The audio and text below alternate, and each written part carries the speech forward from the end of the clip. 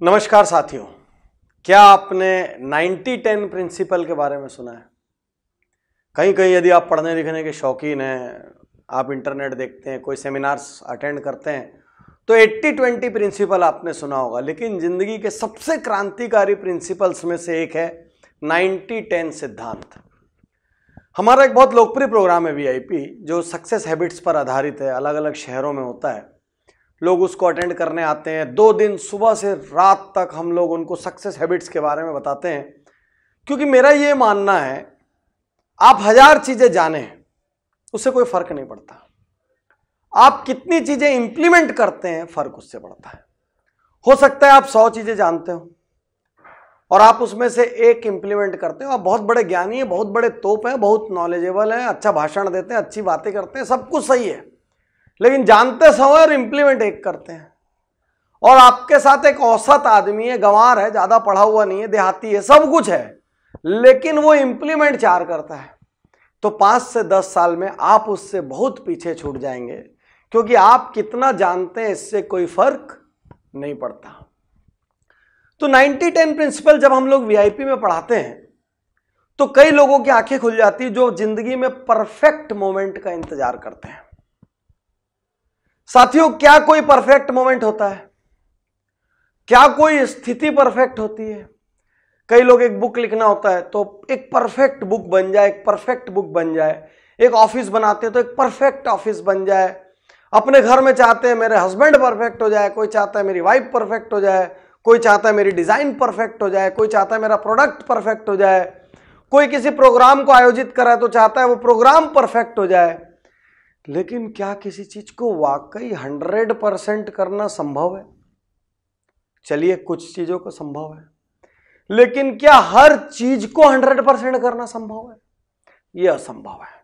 ऐसे में जिंदगी आपके लिए बहुत छोटी हो जाएगी, आपकी बहुत कम अचीवमेंट रहेगी, आप फ्रस्ट्रेटेड रहेंगे, आपके आसपास के लोग परेशान रहेंगे, आपके सैकड़ों की तादाद में प्रोजेक्ट अटके रहेंगे, आप बहुत से काम शुरू करेंगे लेकिन खत्म नहीं कर पाएंगे, क्योंकि आप 100 होने का वेट कर रहे हैं और 100 जैसी कोई चीज होती नहीं।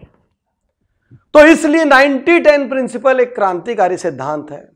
जब आपको लगे कि कोई चीज नियर एक्यूरेट आ गई है, हाँ, कोई डॉक्टर सर्जरी में ऐसा ना सोचे, बाकी कोई प्रोडक्ट है, कोई प्लान है, कोई प्रोजेक्ट है, तो जब वो नियर एक्यूरेट आ गई है, आपको लग रहा है 100 की जगह 90 तक काम हो गया है, अब सिर्फ बचे हुए 10 के लिए उसको महीनों और सालों मत खींचिए। आप 90 में उसको एक बार थ्रू कर दीजिए, 90 में उसको एक बार यस कर दीजिए, और जब आप उसको अगली बार करेंगे तब ये टारगेट रखिए कि मेरे को खाली 10% का इंप्रूवमेंट करना है।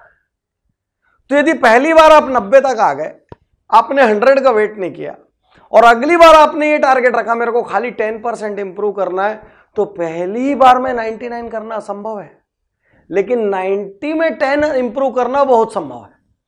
तो वो 90 में जब आप 10 इंप्रूव करेंगे तो अपने आप 99 हो जाएगा।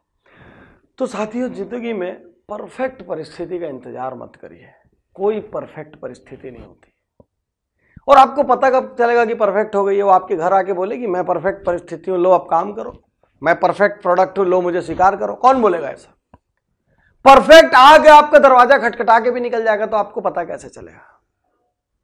परफेक्शन का इंतजार मत करिए।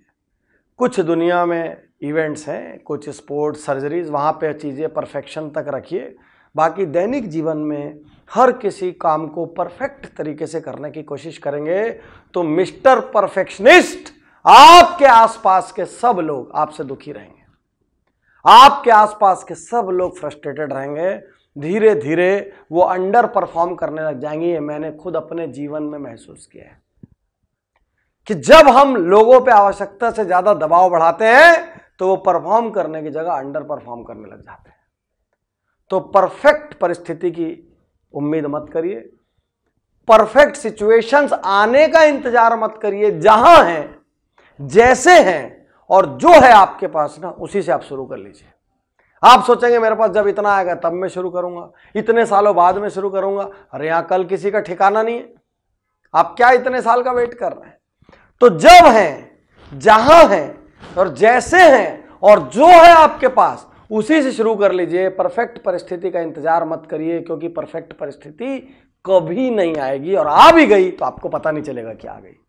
शुक्रिया, धन्यवाद, थैंक यू।